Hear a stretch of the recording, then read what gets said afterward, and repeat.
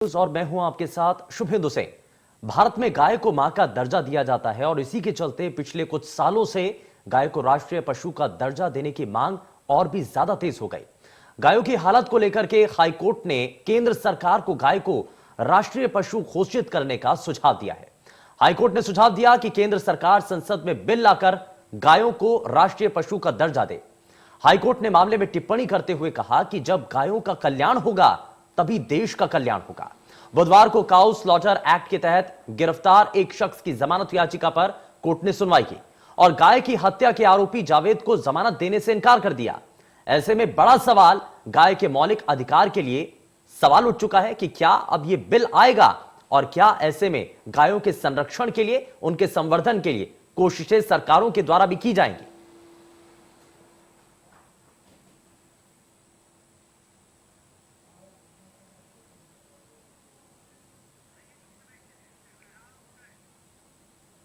वहीं कोर्ट की इस टिप्पणी के बाद सियासी रिएक्शंस भी सामने आने लगे हैं। जरा नेताओं के द्वारा क्या कहा जा रहा है वो भी आपको सुनाते हैं।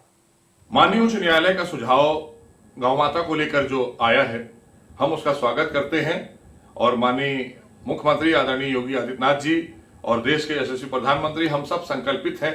हम गौ माता के संरक्षण को लेकर, गौ माता के तमाम रखरखाव को लेकर लगातार भारतीय जनता पार्टी की सरकार उत्तर प्रदेश में, देश में, हम चूंकि ये हमारी सांस्कृतिक धरोहर और धार्मिक आस्था भी है, तो इसलिए इसको एक बड़ा विस्तार मिलेगा पूरे विश्व के लेवल पर अगर हम जिस तरह का सुझाव माननीय उच्च न्यायालय का आया है इस पर अमल करेंगे, क्योंकि हमारे उत्तर प्रदेश में और देश में गौ माता को बहुत ही सम्मान और आस्था के तहत लिया जाता है। इसलिए बहुत अच्छा सुझाव है, हम उसका स्वागत करते हैं। ये बिल्कुल सही है। गाय हमारी माता है और हम समाजवादी तो गाय अपनी माता को पालते हैं, उनका पालन पोषण करते हैं। लेकिन जब से भारतीय जनता पार्टी की सरकार इस उत्तर प्रदेश में आई है, गाय माताओं के लिए रहने के लिए जगह नहीं है। वो रोड पे घूमती रहती हैं, चाहे वो बारिश हो, गर्मी हो, ठंड हो, बेचारी रोड पे रहती हैं। इन्होंने नाम के गौशाला बनाए हुए हैं, लेकिन वहां पे खाने तक का खाना प्रोवाइड नहीं कर पाते। बेचारी भूख से उनकी मौतें होती हैं और कई बार तो गाय माता रोड पे ट्रक से टकरा के उनकी मौत हो जाती है। और ये भारतीय जनता पार्टी की सरकार गाय माता पे राजनीति तो करती है, लेकिन गाय माता को भोजन नहीं दे सकती, उनके रहने की व्यवस्था नहीं कर सकती। इससे ज्यादा शर्म की बात तो किसी भी सरकार के लिए हो ही नहीं सकती। हाईकोर्ट की चिंता जायज है, सही बात कही, लेकिन भारतीय जनता पार्टी का जो दोहरा चरित्र है पूरे देश के लोग देख रहे हैं। भारत सरकार में गृह मंत्री रहे किरण रिजिजू ये कहते हैं कि मैं खाता हूं गांव मांस, कौन मुझे रोक सकता है, और भारतीय जनता पार्टी उस पर दोहरी राजनीति करती है। तो भारतीय जनता पार्टी की सरकार में और भारतीय जनता पार्टी के नेताओं पे ना तो भरोसा है, ना उनके अंदर इच्छा शक्ति है। सच्चाई ये है कि उत्तर प्रदेश में भारतीय जनता पार्टी सबसे ज्यादा गौ बीफ भेजने वाले एक्सपोर्ट वालों से चंदा लेती है और उत्तर प्रदेश सहित पूरे देश में गाय के नाम पर राजनीति करती है।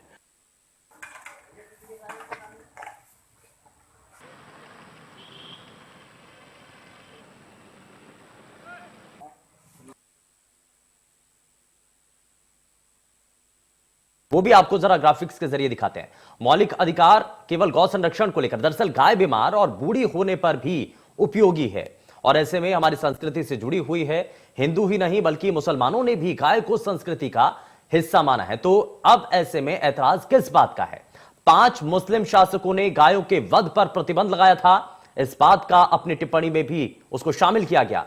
गौशाला में गायों की भूख और बीमारी से मौत हो रही है तो यह बड़ी दयनीय स्थिति आज बन चुकी है। पूरी दुनिया में भारत ही एक ऐसा देश है जहां गाय की पूजा होती है और पूजा क्योंकि अपनी भावनाओं को आधार बना करके देश के अंदर हमारी जो संस्कृति है उसके आधार पर यह पूजा की जाती है।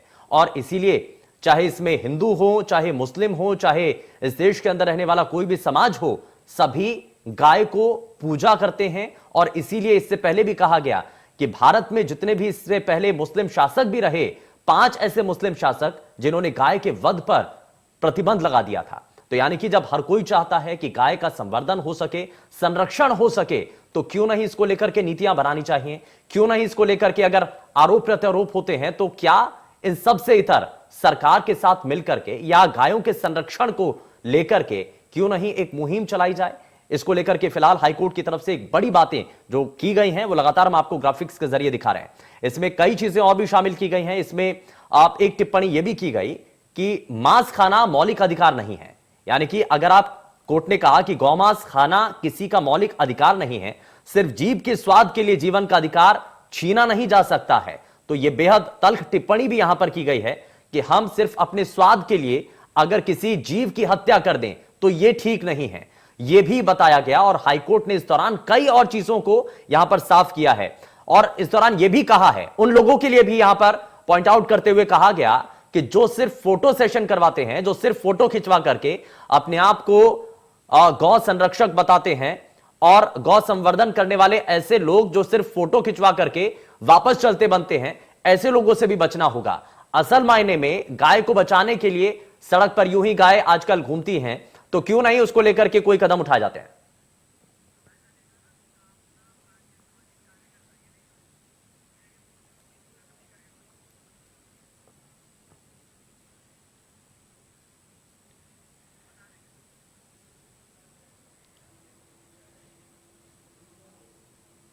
तो ये लगातार तस्वीरें देख रहे हैं, गौशालाओं की स्थिति क्या होती है, तस्वीरें क्या होती हैं, ये लगातार आप अलग अलग जगहों पर, अलग अलग राज्यों के अंदर जो हालात बने होते हैं, गौशालाओं के भीतर की स्थितियां आप देखते रहते हैं और कई बार खबरें सामने आती हैं गौशालाओं के अंदर व्यवस्थाएं ना होने के कारण कई जो गौवंश हैं उनकी मृत्यु हो जाती है। तो ऐसे में सवाल कई हैं, जरा उन सवालों का जवाब तलाशने की कोशिश करते हैं, लेकिन सबसे पहले आज के खास मेहमानों से आपको मिलवा देते हैं। हमारे साथ कांग्रेस पार्टी के प्रवक्ता अभिषेक वाजपेयी कार्यक्रम में जुड़ चुके हैं। अभिषेक, बहुत स्वागत है आपका।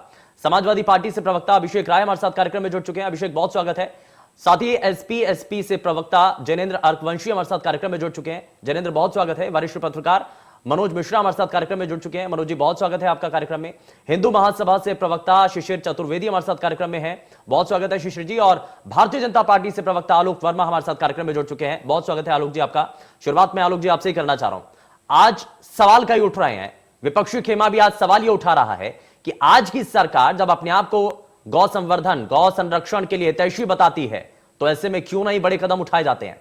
क्यों आज भी सड़कों पर गाय खुलेआम घूम रही हैं? क्यों उनके लिए नहीं सोचा जाता? गौशालाओं के अंदर जो स्थितियां हैं वो किसी से छुपी नहीं है, इसको लेकर के भी सवाल उठाए जाते हैं। बिल्कुल ठीक बात है। 19 मार्च 2017 को जब योगी आदित्यनाथ जी ने उत्तर प्रदेश का कार्यभार संभाला था, तो सबसे पहले फैसला गाय वंश के लिए ही किया था, किस तरीके से उसका संवर्धन किया जाए, किस तरीके से बूचड़खाने बंद किए जाए, और बाकी जो इंतजाम किए गए वो निश्चित रूप से गाय के संवर्धन के लिए ही किया गया था कि गाय हमारी माता है, ये हम मान के चलते हैं, हम उसको सम्मान देते हैं और कहीं ज्यादा सम्मान देते हैं और पूरा हिंदुस्तान देता है। तो मुझे लगता है योगी जी ने जो पहला काम किया था वो इसी मसले पर किया था। मुमकिन है, कोर्ट ने भी कहा है, बड़ी बातें कही हैं निश्चित रूप से, लेकिन कभी कभी मैं सोचता हूं कि अभी समाजवादी पार्टी के साथी कुछ बोल रहे थे, कांग्रेस के साथी कुछ बोल रहे थे।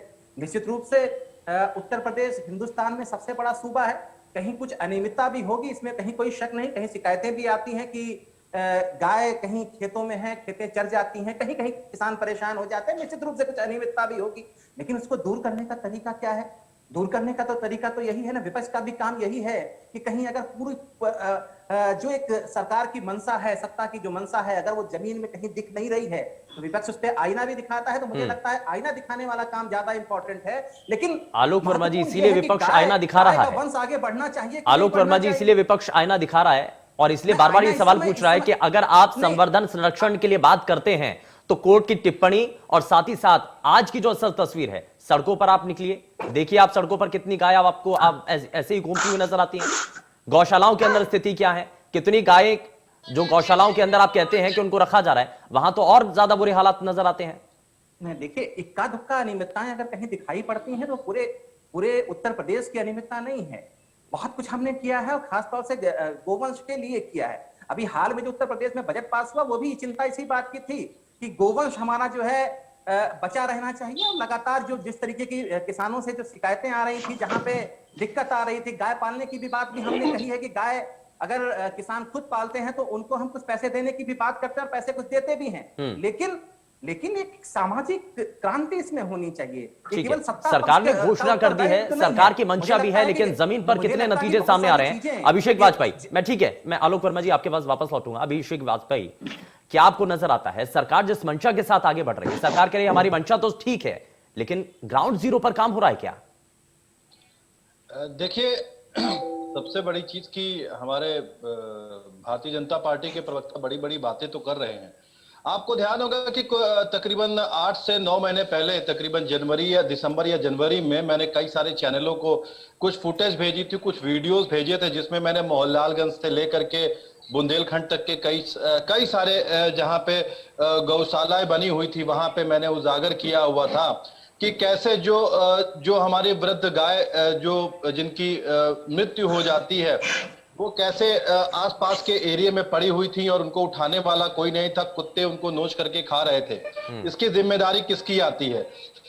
नंबर एक बात। नंबर दूसरी चीज कि कई बार विपक्ष ने इनको चेताया है, चाहे वो सुल्तानपुर की घटना रही हो, चाहे वो आपका लखीमपुर की घटना रही हो, चाहे सीतापुर की घटना रही हो, चाहे बुंदेलखंड की घटना रही हो, चाहे मथुरा की घटना रही हो, चाहे लखनऊ के मोहनलालगंज की घटना रही हो, चाहे बछरामा की घटना रही हो, एक नहीं कितनी सारी जगह पे विपक्ष ने इनको चेताया। और सबसे बड़ी चीज की जो इन्होंने गौशाला बनवाई, वहां पे गायों को चारा छोड़िए, वहां पे जो पानी था, वो भी जो पानी सड़ जाता, बदबू आता, वो पानी वहां पे इंतजाम करके रखा गया था। और वहां पे वहां पे चंदे को, जो गवर्नमेंट से चंदा मिलता है, उसको लूटने का काम किया गया। और सबसे प्रमुख चीज जो गौ तस्करी की बात कर रहे हैं, अभिषेक वाजपेयी, जब मौजूदा वक्त में भारतीय जनता पार्टी की तरफ से कह दिया जाता है कि वो गायों के संरक्षण के लिए आगे आ रहे हैं, अपनी बात पूरी कर हाँ, नहीं तो आप कहते हैं कि राजनीति कर रहे हैं वो।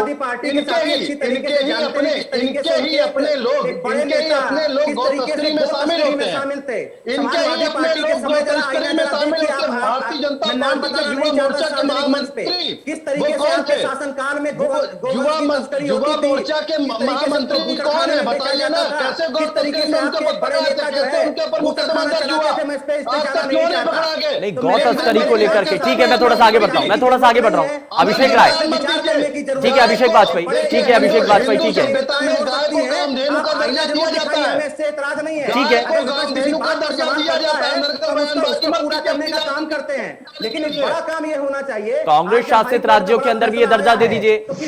ठीक है, मैं इस पर भी आऊंगा, आलोक वर्मा, ठीक है, अभिषेक वाजपेयी, ठीक है। मैं जरा अभिषेक राय, जल्दी से मैं आपसे समझना चाह रहा हूं, इससे पहले सरकार आपकी भी थी, आपने भी देखा गायों के संरक्षण संवर्धन, मौजूदा वक्त में भारतीय जनता पार्टी की सरकार का यह कहना है कि हमारा एजेंडा है कि गायों को बचाया जाए, उनका संरक्षण किया जाए, लेकिन असल मायने में क्या हो पा रहा है? एक सवाल मेरा भी ले लीजिए, एक सवाल मेरा भी ले लीजिए। जिस समय समाजवादी पार्टी का शासन चलता था, किस तरीके से बूचड़खाने चलते थे, किस तरीके से सड़कों पे ट्रक बरामद होते थे, इसमें समाजवादी पार्टी के नेता शामिल होते थे, उनका खुलेआम नाम आता था, अभिषेक राय, तरीके से उनका संरक्षण होता आलोक वर्मा, ठीक है, ठीक है, जवाब ले लेते हैं। अभिषेक राय, बूचड़खाने हमने बंद किए, आपने दूसरे तरीके की चीजें दिखाई। हाँ, अभिषेक राय जी, आप बोल सकते हैं, मैं सुनना चाहता हूं आपको बहुत गौर से। अभिषेक राय, अपने अनम्यूट कर लीजिए, इसकी फोटो ले, अनम्यूट कर लीजिए आप अपने आप को।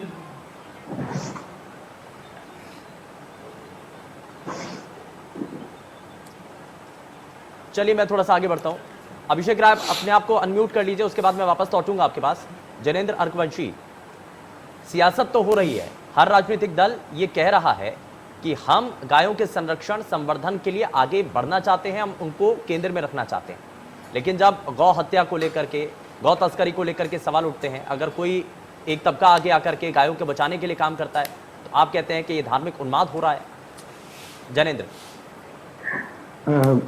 शुभेंदु भाई, मैं कुछ चीजें पहले तो बता दूं जो भाजपा प्रवक्ता ने पहले की और आज की बातों को कंपेयर करने के लिए बोला, मैं उन्हें आंकड़ों से ही बता देता हूं, इनको समझ में आ जाएगा। भाजपा की केंद्र में सरकार बनने से पहले उससे पिछले वर्ष में ही 1.07 million metric ton beef export हुआ भारत से, और उसके अगले साल से ही 1.4 मिलियन मीट्रिक टन लगभग एक्सपोर्ट होने लगा।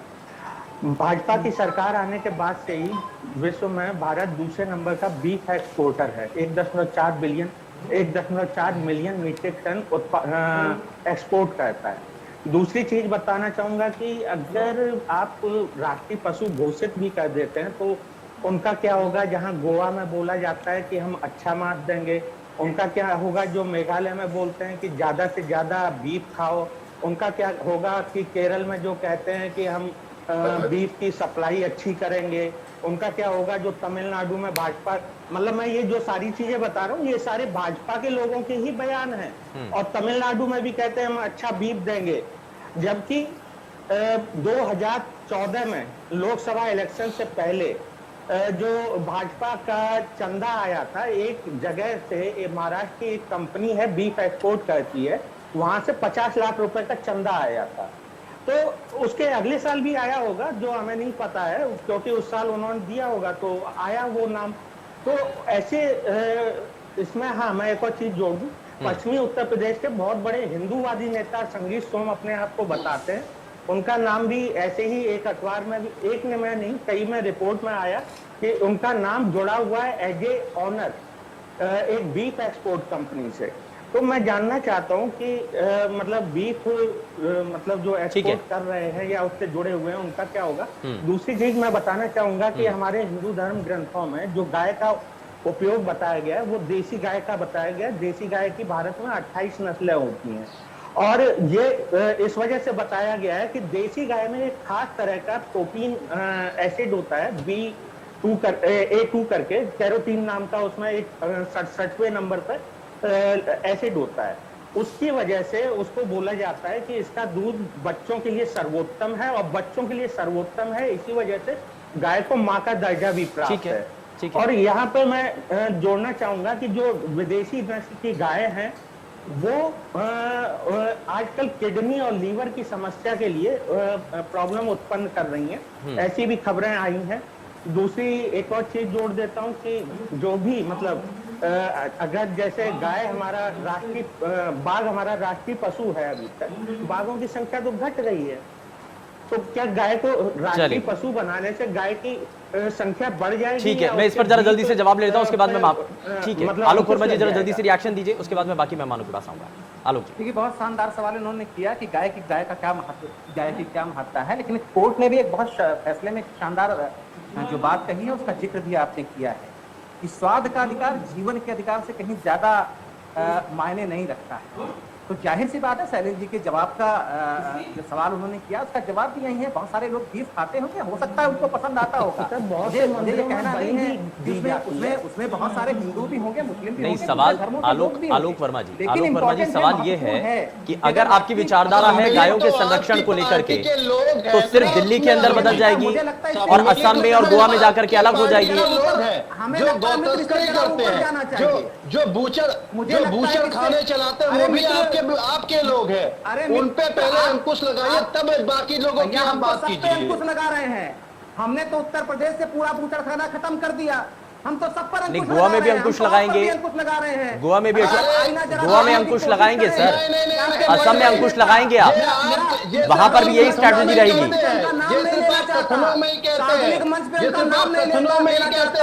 जिनको आप समाजवादी पार्टी में, जिनको आप समाजवादी पार्टी के कार्यालय में बैठाते हैं ऊंची कुर्सियों पर, उनके शानदार बूचड़ खाने चलते हैं, फेमस हैं पूरे हिंदुस्तान में। चलिए ठीक है, तो मैं उनका नाम नहीं लेना चाहता। ठीक है मेरे साथ और भी मेहमान है, मैं जरा जल्दी से रिएक्शन ले लेता हूँ। ठीक है शिशिर जी, ठीक है आलोक वर्मा जी, ठीक है ठीक है शिशिर चतुर्वेदी, आपको लगता है कि कोर्ट की इस टिप्पणी के बाद अब सरकारें चाहे किसी भी राज्य में होनी चाहिए? ठीक है सर आलोक वर्मा जी, ठीक है आलोक वर्मा जी, शिशिर चतुर्वेदी सुन तो लीजिए, अगर कहीं कुछ अनियमितता है तो उसको दूर कैसे किया जाए, इस पर मंथन होना चाहिए। हाईकोर्ट में होना चाहिए। कितनी बार कांग्रेस पार्टी ने आपको कितनी बार आपको इसके लिए आगाह किया, कितनी सारी फुटेज चैनल को भेजी हुई है, लेकिन आप लोग कान में रुई डाल करके बैठ जाते हैं। अभिषेक वाजपेयी एक मिनट जरा रुकिए, अभिषेक वाजपेयी और आलोक वर्मा प्लीज एक मिनट जरा, ठीक है मैं अभिषेक राय मेरी आवाज पहुंची आप तक? सवाल ये करते हैं, अभिषेक राय मेरी आवाज पहुंची आप तक? आप पहली मंशा जाहिर कर देते हैं। अभिषेक राय मुझे सुन पा रहे हैं आप? हो जाएगा तो क्या हो जाएगा, फला ये कहता है, फला वो कैसा कहता है। है। ठीक है शिशिर जी, कोर्ट की शिशिर जी टिप्पणी के बाद आपको क्या लगता है? शिशिर चतुर्वेदी, अभिषेक वाजपेयी जी की आवाज को ब्लॉक करिए। जी की मंशा तो बिल्कुल साफ है, बिल्कुल साफ है। ठीक है ये अकेले बोलने आए क्या? ये वाजपेयी जी क्या अकेले बोलने आए क्या पूरी डिबेट में? ये अकेले अभिषेक नहीं वाजपेयी, कर सकते ये अभिषेक क्या? वाजपेयी प्लीज अब जरा सुनिए ना, आपने अपनी बात रख ली है, जरा बाकी मेहमानों को भी तो पूरी सुनिए ना। डिबेट ये यही बताएंगे आलोक क्या, वर्मा, यही ज्ञान है आलोक क्या? वर्मा, ठीक है प्लीज अभिषेक वाजपेयी के लिए क्या अकेले? शिशिर चतुर्वेदी, कोर्ट की टिप्पणी के बाद आपको नजर आता है कि देश के अंदर अलग अलग राज्यों की सरकारें क्या इस पर नजर बनाएंगी, अब उनको इस पर कदम उठाना पड़ेगा।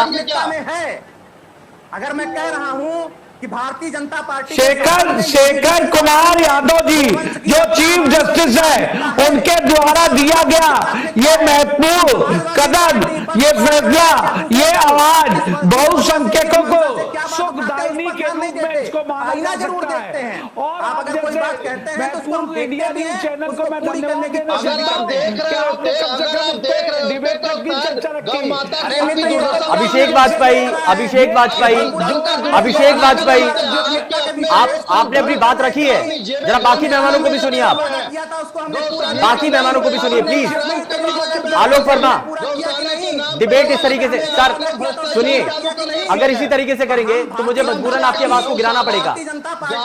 अभिषेक वाजपेयी और आलोक वर्मा प्लीज, जो बेहतर है उस पर हम काम करते हैं, उसमें कहने की जरूरत नहीं है, बिल्कुल कहने की जरूरत चलिए ठीक है, नहीं मुझे पीछे करेंगे, रुकिए, पहले नंबर ठीक है। पे मैं एक छोटे हमारे गाय के संवर्धन संरक्षण को लेकर के बड़ा सवाल है, इसको लेकर के एक खास पैनल हमारे साथ लगातार कार्यक्रम में बना हुआ है, लेकिन मैं जल्दी से आगे बढ़ता हूं और सभी से सबसे पहले मैं गुजारिश भी करना चाहता हूं कि आप एक एक करके बोलिए, अपनी बात रखिए, सभी को बराबर समय मिल रहा है, लेकिन आप कृपया करके एक एक करके अपने समय पर ही अपनी बात रखिए। अभिषेक राय, मुझे सुन पा रहे हैं आप? मैं जरा जल्दी से, ठीक है, आवाज आ रही मेरी? हाँ बिल्कुल। अभिषेक जी, मेरा सवाल, शुभेंदु जी मेरी बात चल रही थी, मैं बात रख रहा शिशिर जी था। मैं आता हूं, मैं बिल्कुल आता हूं आपके पास, शुभेंदु जी ठीक है, मैं आपके पास लौटता हूं। अभिषेक मेरी राय, बात जल्दी से रखनी रिएक्शन, थी, मैं बिल्कुल वापस आपके पास ही आता हूं, और इस बीच हमारे शुभेंद्र जी, साथ, हाँ ठीक है शुभेंद्र जी, देखिए हाईकोर्ट का निर्णय स्वागत योग्य है। हमारा देश जो है वो कृषि प्रधान अर्थव्यवस्था है और उसमें गाय जो है आस्था और कृषि दोनों से एक लिहाज से महत्वपूर्ण है। सबसे पहली बात तो ये। दूसरी बात ये कहना चाहता हूं कि गाय के प्रबंधन के लिए, हमारे कहते हैं ना कि गौ माता के प्रबंधन के लिए सरकार ने 19-20 में, उत्तर प्रदेश सरकार ने 630 करोड़ रुपए करीब बजट उन्मुक्त करा। उसके लिए शेड बनने थे गायों के लिए, चारे की व्यवस्था होनी थी, हरे चारे की, चोकर की, भूसे की व्यवस्था होनी थी। मैं आपको कई घटनाओं को मैं बताना चाहता हूं। सबसे पहले महोबा की घटना, जहां 22 गाय मर गई बिना चारे के, ठीक। ललितपुर में 11 गाय मर गई। उन्नाव के नवाबगंज में ठंड और बीमारी का मतलब बदहाली से वहां पे 11 गायों की मृत्यु हुई। रायबरेली के त्रिपुरा में आलोक जी ये सब नोट कर लीजिएगा, इन सभी चीजों को लेकर। 4.5 साल में 124 गायों की मृत्यु हुई। हाँ। तो अरे आप हमको मुझे, जवाब मैं देने सरकार, दीजिए। आपके माध्यम से जैसे शुभेंदु अयोध्या और भाई, क्या कहते हैं मिर्जापुर की घटना हुई तो माननीय मुख्यमंत्री जी ने 8 अफसरों को सस्पेंड किया।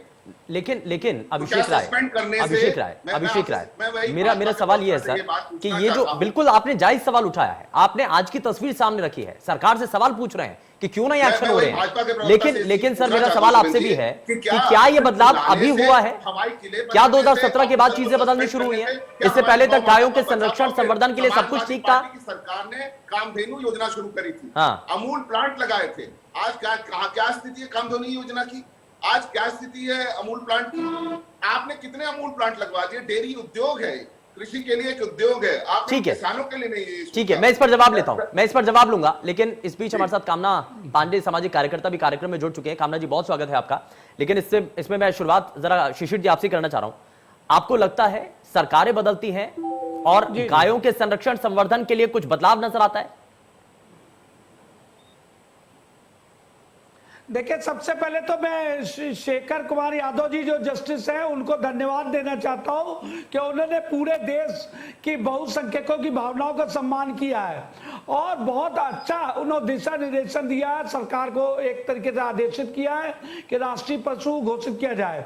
अब मैं आपको बताना चाहता हूं, इतना अच्छा वक्तव्य जो दे रहे थे समाजवादी पार्टी के अभिषेक राय जी, इनसे जरा पूछिए उत्तर प्रदेश की घटना, जब इनकी सरकार थी, 1 लाख ने गैया काटी तो उसके उसके परिजनों को इन्होंने नौकरी दी, उनको फ्लैट दिए, उनको लाखों मुआवजा दिया, और आप इतना बढ़िया प्रवचन यहाँ पर दे रहे हैं कि आनंद आ रहा है। यहाँ पर भाजपा की सरकार की वार्ता करते हैं लेकिन अपनी सरकार की पापों को भूल जाते हैं। सबसे ज्यादा गैया कटवाने वाली इनकी सरकार, और आज बात मुद्दे पे होनी चाहिए। बात मुद्दे की कि सरकार ने अगर इसको राष्ट्रीय पशु घोषित करता है, क्या ये सरकार के साथ खड़े होंगे? ये जितने भी प्रवक्ता अन्य दलों के आए इनसे पहले पूछ लीजिए आप। हम लोग तो सरकार जो है होती है, हम अखिल भारत हिंदू महासभा तो जो अदालत का फैसला आया हम उसके साथ हैं, ठीक है। लेकिन ये अन्य दल जिस मुद्दे पे आपने आज ये चर्चा रखी है उसमें साथ में है कि नहीं है, कि ये फिर से सरकार में आने पर गैया काटने वालों को पुरस्कृत करने का काम करेंगे? ठीक है, ठीक है। मैं थोड़ा सा बाकी मेहमान भी है, ठीक है। मनोज मिश्रा जी, कोर्ट की तरफ से जो टिप्पणी की गई है, अभिषेक राय मैं आऊंगा आपके पास, लेकिन मनोज मिश्रा जी, कोर्ट की तरफ से ये टिप्पणी बेहद महत्वपूर्ण है क्या? जो भी राजनीतिक दल आज अगर उत्तर प्रदेश के अंदर कांग्रेस है या समाजवादी पार्टी है, या कांग्रेस की अगर बात कर लें जिसकी देश के बाकी राज्यों के अंदर सरकारें भी हैं, वहां पर ये इसको लेकर के कोई नियम तय कर सकते हैं। अगर यहां पर आकर के सरकार का विरोध कर रहे हैं तो दूसरे राज्यों के अंदर जहां पर उनकी सरकारें हैं वहां पर तो नियम तय कर सकते हैं, वहां पर तो कानून या कोई ऐसा बिल लेकर के आ सकते हैं।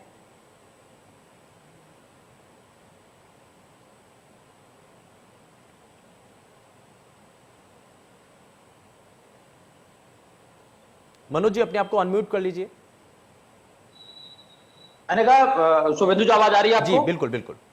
मैंने कहा कि अगर राष्ट्रीय पशु गाय घोषित हो जाती है तो पूरे देश में संविधान और कानून के तहत उसकी रक्षा होगी, और इसमें जो लोग सम्मिलित पाए जाएंगे वो दोषी होंगे और उनको कानून सजा देगा। लेकिन मेरा ये कहना है, इस बारे में थोड़ा आपको समय ज्यादा लेना चाहूंगा। कारण यह है कि विगत 2004 से पूर्वोत्तर राज्यों में बंगाल को लेकर के उत्तर प्रदेश में मैं लगातार काम कर रहा हूं, पत्रकारिता जुड़ा काम कर रहा हूं। मैं कह सकता हूं कि जब मैं अक्सर जाया करता था लखनऊ, प्रयागराज या कलकत्ता, तो रास्ते में जैसे उत्तर प्रदेश का बॉर्डर खत्म होता था शुभेंदु जी, इसी हाईवे पर हजारों हजार ट्रक गायों को उतार करके वेट किया करते थे कि रात हो तो हम निकले।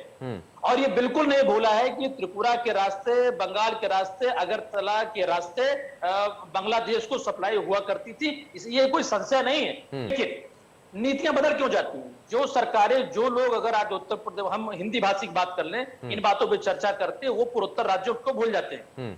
अगर गाय हमारी माता, हमारा उसके प्रति विश्वास है, आस्था है, हम पूजा करते हैं, तो पूजा तो पूरे देश में होनी चाहिए।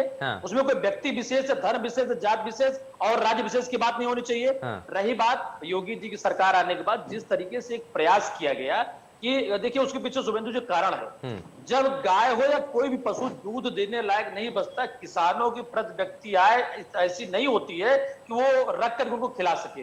बीच में अभी आरोप प्रत्यारोप करेंगे, लेकिन शुभेंदु जी सबसे बड़ी बात जानते हैं क्या है? आया राम गया राम के चक्कर में जो अभी आपको गाय के सेवक दिख रहे हैं, जब पार्टियां छोड़ देंगे तो यही दूसरी तरफ हो जाएंगे, तो इसलिए उस पर व्यक्ति विशेष पर चर्चा करना उचित नहीं होगा।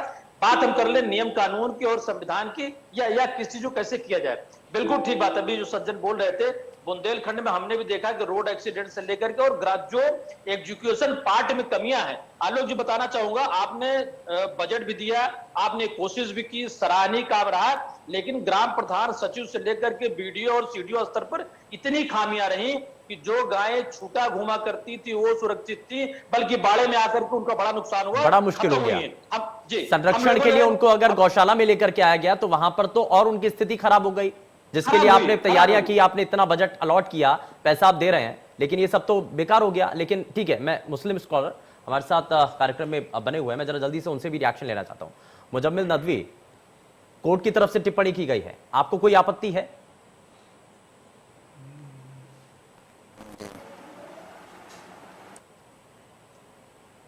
अल्लामा इकबाल रहमतुल्लाह अलैह जो बहुत बड़े कवि गुजरे हैं, वो कहते हैं कि सारे जहां से अच्छा हिंदोसिता हमारा, हम बुलबुले हैं इसकी है गुलसिता हमारा।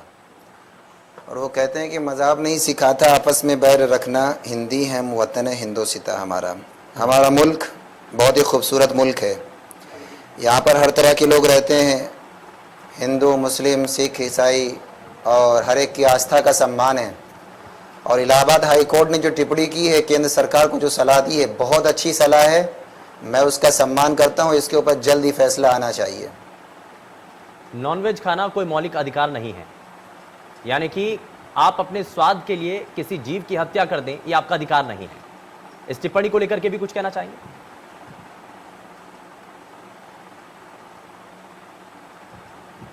नादवी जी, कोर्ट ने जो सलाह दी है गाय को लेकर, उस पर केंद्र सरकार को जल्दी सुनवाई करना चाहिए और जल्द से जल्द फैसला करना है, ताकि गाय को जो सम्मान मिलना चाहिए वो सम्मान मिले। और गौशाला के अंदर मैं कहता हूँ, आपसे भी कहता हूँ, आपके थोड़े तमाम लोगों से कहता हूँ कि एक मर्तबा गौशाला का सर्वे कराया जाए कि हमारी गायें जो गौशाला के अंदर रह रही हैं, क्या उनको गौशाला में सम्मान मिल रहा है। और जो हमारी गायें रोड पे खड़ी हुई हैं, रातों में जग रही हैं, सो रही हैं, तो उसको भी देखना चाहिए, उस पर जल्दी कोई फैसला लेना चाहिए। बिल्कुल, मैं ठीक है। कामना जी, जरा जल्दी से इस पर रिएक्शन। समाज के भीतर बहुत सारी चीजें हैं, सभी समाज के लोग अगर साथ आकर के कह रहे हैं कि गायों का संरक्षण होना चाहिए, तो दिक्कत कहां है? सरकारों की मंशा में? कामना पांडे,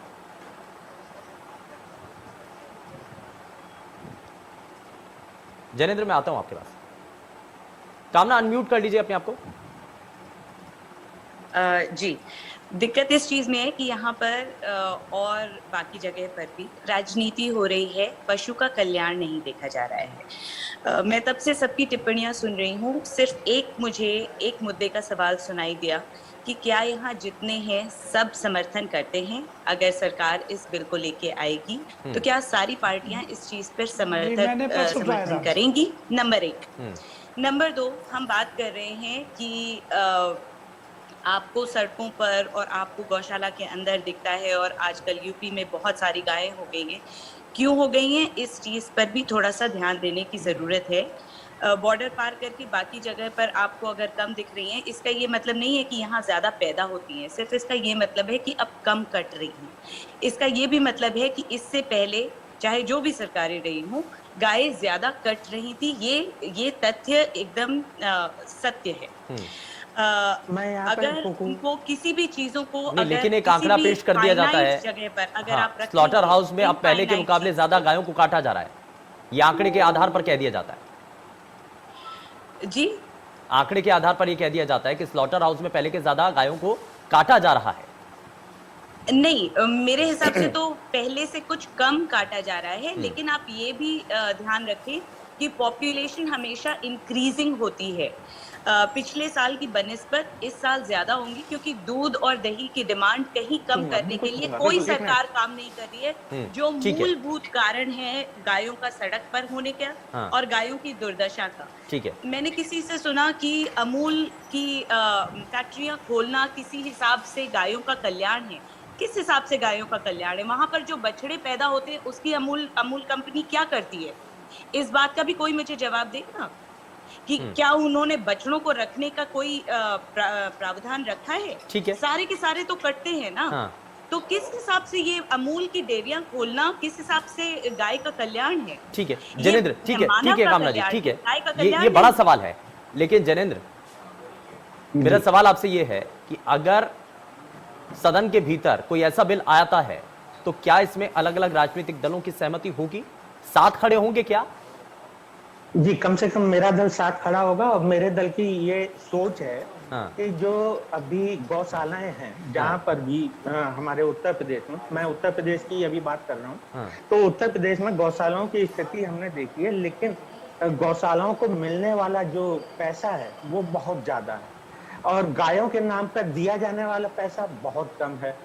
मैं जो पार्टी का हम अभी जो विचार चल रहा है, अंदर ही चल रहा है, मैं बता देता हूँ कि आम और गरीब लोग, जो पिछड़े लोग हैं, जो गांव देहात में रहते हैं, उनको गाय गौशालाओं की बजाय उनको दी जाए, और उनके पास जगह जमीन सब होती है, और जो चारे का पैसा या देखभाल का पैसा दिया जाता है गौशालाओं को बहुत ज्यादा, वो पैसा उन लोगों को दिया जाए, जिससे कि वो अपने दूध के उत्पादन भी कर सकें और अपना साथ साथ जो गाय की देखभाल है वो प्रॉपर तरीके से। ठीक है, यानी कि आपका राजनीतिक दल साथ खड़ा होगा सदन के भीतर अगर ये बिल लाया जाता है। अभिषेक राय, समाजवादी पार्टी का इस पर स्टैंड क्या होगा? जोड़ देता हूं, आपके ऊपर आरोप तो कई लग रहे हैं कि आपका जब शासन था स्लॉटर हाउस खुलेआम चलते थे, ये आरोप लगे हैं यहाँ पर। लेकिन क्या अगर ऐसा कोई बिल सदन के भीतर लाया जाता है, अभिषेक राय, क्या आपकी पार्टी साथ खड़ी होगी, समर्थन करेगी क्या? शुभेंदु भाई, बिल्कुल हमारी पार्टी तो बिल्कुल समर्थन करेगी, आपको याद होगी, इसमें कोई डाउट नहीं है। गैया काटने वालों को पुरस्कृत किया था समाजवादी पार्टी ने। ठीक है, सबसे पहली बात तो शुभेंद्र जी ये हाँ। अभी हमारी बहन एक बात कह रही थी, अमूल डेयरी की बात कर रही थी। मैं अपनी बहन को एक चीज जवाब देना चाहता हूँ। देखिए, अमूल डेयरी ना एक किसान भी है, पहले इंसान की बात हमें करनी चाहिए। ठीक है, गौ माता की इज्जत करनी है। कुछ लोगों ने गौ माता को सिर्फ वोट दूने के लिए रख रखा है। हम वोट दूने की बात नहीं कर रहे हैं। वो किसान जो बेचारा उसको चारा खिलाता है, चोकर खिलाता है, फायदे को देखते रहेंगे। कब तक हम इंसान हैं, हम मानव हैं और मानवता समाजवादी पार्टी के महोदय आपको मैं ये चीजें बता रहा हूँ कि जो किसान 1 लाख के परिवार को नौकरियां दी, मुआवजा दिया, भारी मुआवजा दिया आपने। उद्योग है, किसानों से जुड़ा हुआ मसला है। हम किसान हम एक तरफ तो गाय को अपनी माता कहते हैं और दूसरी तरफ आप उसका बिजनेस कर रहे हैं। अरे आप कैसी बात कर रही हो? क्या नहीं लग रहा है आपको ये? आप प्रैक्टिकल बात करो ना। क्या गाय दूध नहीं देती है? गाय माता नहीं होती? मतलब बच्चों को जरूरत नहीं है। गाय के कल्याण के बारे में सोच रही है या मानव के कल्याण के बारे में सोच रही है?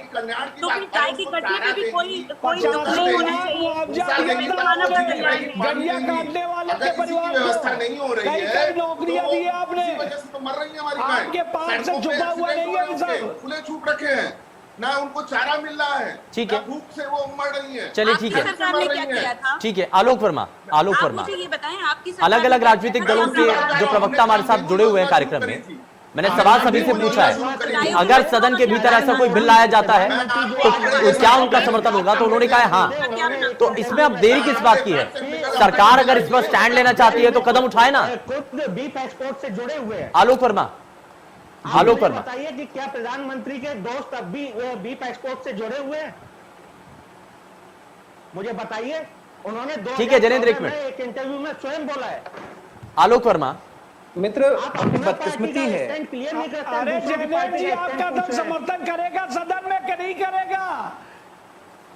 बड़ी मित्र, बड़े आलोक वर्मा जवाब दीजिए। मैं सभी को सुन रहा था। बड़ी मुश्किल है कि 4-6 महीने बाद इलेक्शन है तो जैनेंद्र साहब कुछ चाह कर भी बोल नहीं पा रहे हैं। कुल मिला के उनको वोटों की सियासत दिख रही है। इस तरीके से एक बड़ा तबका, बड़ी जमात जो बड़ा मुश्किल खड़ा करता है, उनके लिए भी खड़ी करता है। वोटों के लिए तो आप हिंदू मुसलमान कहते हैं, नहीं है। अरे अब आप बोल लीजिएगा जैनेंद्र साहब, मैं बहुत गौर से आपको सुन रहा था। के नाम तालिबान के अरे नाम बोलते हैं। आप थोड़ा ठहर जाइए। केंद्र सरकार तालिबान सब तो बोल चुके हैं आप, लेती है, लेकिन प्रदेश में जैनेंद्र साहब सब तो बोल चुके हैं आप। अगर आप बीच में टोकेंगे तो किस तरीके से बहस होगी? नहीं जनेंद्र जी, मैंने आपको मौका दिया ना, अब आप सुन तो लीजिए। जो आपने सवाल किए जरा जवाब, जनेंद्र जी जरा सुन तो लीजिए। ठीक है, आलोक वर्मा जवाब दीजिए। बहुत सारे नेता दिखाना चाहिए। मुख्तार अंसारी के भाई को शामिल कर लिया पार्टी में। मुझे लगता है कि वहां दिखाना चाहिए कि कौन सी मजबूरी है जो मुख्तार अंसारी के भाई को, एक माफिया के भाई को आपने पार्टी में शामिल कर लिया। बहुत सारी जगह है जहां आपको आईना दिखाना चाहिए। जिम्मेदारी नहीं है। मुझे लगता है बहुत सारी जगह है जहां आईना दिखाना चाहिए। 2012 में अखिलेश यादव जी थे, असुस्ता की बात करते थे, अपराध को खत्म करने की बात करते थे। आज तक उन्हें हम दिखाई पड़ रहे 4-6 महीने दूर है। पार्टी में शामिल दिखाना चाहते हैं, बिल्कुल दिखाइए, बिल्कुल दिखाइए। 4 महीने बचे हैं, महीने दिखाइए अपने दादाजी को। अभी घोषणा करते रहो, क्या मजबूरी है? मुख्तार अंसारी को प्रमोट करने की क्या मजबूरी है? क्या है, क्या वजह है? आईना दिखाइए, जरूरत है आईना दिखाने की। आईना दिखाने की जरूरत है। जहाँ देश का मुद्दा है वहाँ पर बात करने की भी जरूरत है। बातें करते हो, हर चीज आप ले आके 4.5 साल में कुछ नहीं किया। सिर्फ समाजवादियों के उद्घाटन किया और शिलान्यास किया, चाहे वो खाना स्टेडियम हो, चाहे सचिवालय हो, चाहे आज कैंसर। अरे साहब जरा आईना देखिए ना, समाजवादी पार्टी ने क्या किया है। जब उनका 5 साल आया, आपने कुछ काम किया तरीके से उनका 5 साल आया, तो किस तरीके से